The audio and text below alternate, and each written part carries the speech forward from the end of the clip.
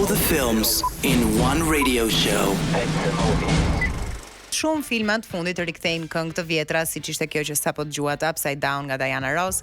Mendoj që gjithmonë një film e tregon cilëtetin e tij dhe nga përzgjedhja e këngëve që ka. Stranger Things ringjalli jo vetëm Diana Ross, por ringjalli dhe Princin, jo se Princi nuk është mes nesh, por mendoj që niveli i luajtjes së këngës Purple Rain këto kohët e fundit mund të ketë qenë vetëm në vitin që ajo këngë ka dalë në të njëjtin nivel lehtësie. Sigurisht ka shërbyer, po themi për të kapërcyer këngë nga të fjetura dhe që i kishte zënë në pluhuri në këngë që janë luajtur shumë kohët e fundit, por edhe për njerëz ose për të rinj, ndoshta edhe si ne që nuk i kishin dëgjuar kurrë më parë. Dhe kjo është shumë e mirë sepse përveç kulturës së veshjeve dhe gjithçka ka trajtuar Stranger Things, ka sjell edhe muzikë të mirë në qendër të vëmendjes. Mirë për gjithë ju që nuk dini ç'të shihni, Netflix gjithmonë vjen me sezone të reja, me zhvillime filmash që ju i keni parë. Unë dhe Edi jemi të apasionuar pas serialeve dhe TV shows. Mendoj se gjithmonë ti krijon një afeksion më të madh me personazhet me anë të një seriali sesa me anë të një filmi që është si një eksperiencë që këto kohët e fundit sado po i zgjasin këto filma dhe po i çojnë nga 2 orë gjysmë dhe 3, ti prap nuk krijon një lloj marrëdhënie me protagonistët. E ka ndryshuar serialet edhe mënyrën se si ne qasemi ndaj kinemas, e vërtet se sa herë që shohim një film, themi, sigur të kishte edhe një copës nesër të rikthesha dhe ta vijoja këtë gjë, kështu nuk e di nëse kjo është gjë e mirë apo e keqe. Dhe ka një temporitëm shumë të shpejtë, pra duket sepse filmi në fund të ditës duhet të përfundojë dhe duket sikur ato ngjarjet u zhvilluan shumë shpejt, morën në fund dhe është diçka që të mbetet, nuk e di pse në atë memorien afat shkurtër që ti e harron, kurse seriali është krejt e kundërta. Ashtu është sepse dhe seriali tani një sezon e shohim këtë vit dhe sezonin tjetër mund ta shohim në 2027, pra ka 2 vjet që zgjat, në një rang kohor prej 2 orësh që është një film. Por për shembull në rastin e Bridgerton,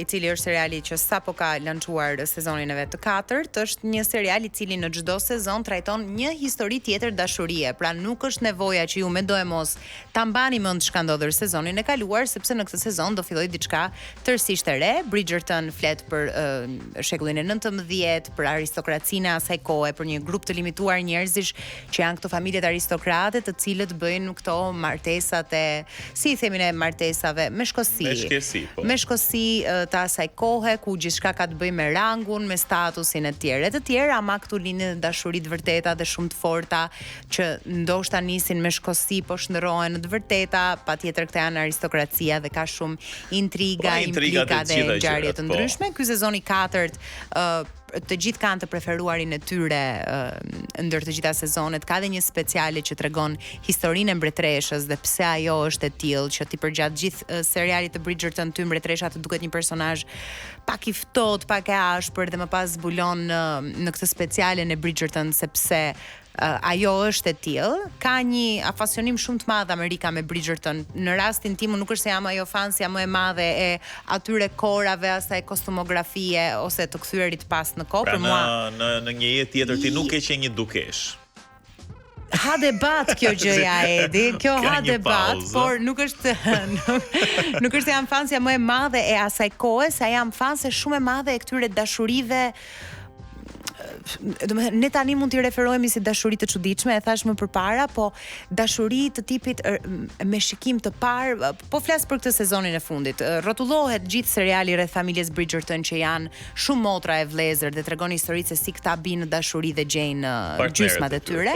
Në këtë rast ndjek historinë e Benedict që është një vlla pak i lëvizur, biseksual që ka shumë dëshirë të dalë të jetojë të jetë i lirë dhe të gjithë mendojnë se ai kurrë nuk do martohet, derisa takon në një ballo me maska një vajzë dhe bie në dashuri dhe kjo është pra ai memorizon po themi vetëm buzët e saj dhe me anë të atyre buzëve që i kanë ngulitur në mendjen e tij sepse ajo kishte maskë dhe nuk është se i fiksonte dot diçka tjetër, ai hulumton dhe kërkon në të gjithë Londra asaj kohe për të gjetur se kush ishte kjo vajza. Pra një dashuri kaq që lindi nëpërmjet një detaji krejt të vogël. Dhe vetëm me anë të një nate, sepse ne në shoqërinë e sotme ti mund të kalosh të flasësh deri në 4 të mëngjesit me një person, po nuk të ngjit dhe nuk është se kjo gjëja zhvillohet. Aso kohë edhe një prekje e dorashkës, një prekje e gishtit, një gjë shumë e vogël mund të ndiste një emocion shumë të madh. Sepse intimiteti dhe misteri ishin shumë të mëdha. Pra sot ti krijon profilin e një njeriu me fotot në Instagram me karakterin e tij, pra brenda 24 orëve ti pothuajse e njeh në të gjitha dimensionet atë njeri. Dhe mendoj që kjo është arsyeja sepse në fillim nuk e kuptoja, o zoti, janë çmendur gjithë njerëzit mas Bridgerton me këto dashuritë që janë kaq kështu letrare dhe të romantizuara, po. Por udhës, duke i parë këto sezonet hera herës edhe nuk dua të them me zor, se Bridgerton në rast se e nisni nuk është diçka që do e shikoni me zor, po është diçka që herës bëhet, si themi ne, bëhet bajagip, bëhet pak si bajat në sensin që thua, okay, po e dramatizoni dhe po e shisni këtë dashurinë si shumë të madhe, ama është e vërtet, po je i saktë në këtë që thua që frenimi për të pasur intimitet me shumë njerëz të ndryshëm e bënte dashurinë ndoshta me një partner shumë herë më të madhe. Po sigurisht se njeriu vetë si karakter rend drejt të ndaluarës, drejt të misterit edhe drejt asaj që nuk e ka të prekshme direkt. Kjo funksionon ende edhe sot, po ta vësh re.